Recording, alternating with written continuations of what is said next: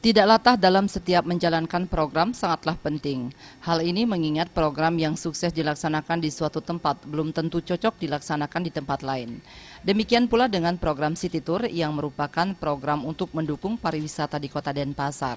Belahan negara lain program ini tergolong sukses dijalankan.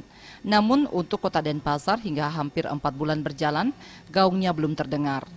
Menurut Wakil Ketua DPRD Kota Denpasar, Wayan Marian Wandire, perlu persiapan yang matang untuk membuat suatu program bisa dijalankan dengan baik. Bukan akomodasi saja yang diperlukan, namun juga perencanaan objek wisata yang dikunjungi harus memiliki nilai tambah tersendiri dan tidak membosankan. Hal terpenting adalah berkesan bagi wisatawan sehingga di lain hari mereka ingin datang kembali ke tempat tersebut. Selain itu, pemasukan yang dihasilkan dari program ini pun jelas bagi daerah, dalam hal ini Kota Denpasar, agar program City Tour tidak terus disubsidi, tetapi tidak berdampak terhadap APBD Kota Denpasar. Dalam hal ini juga, apakah dari sekian bulan ini ada enggak profit atau masukan kepada Kota Denpasar? Jangan sampai kita memberikan bantuan yang notabene yang namanya City Tour ini mendapatkan pendapatan daerah, justru kita mengeluarkan, memberikan subsidi terus.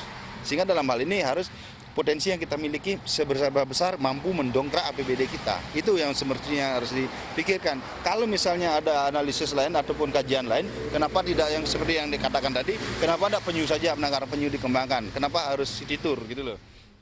Wandire menambahkan masih banyak sektor lain yang memerlukan anggaran dan lebih mendesak dibandingkan kalau hanya dihabiskan untuk mensubsidi program yang belum jelas.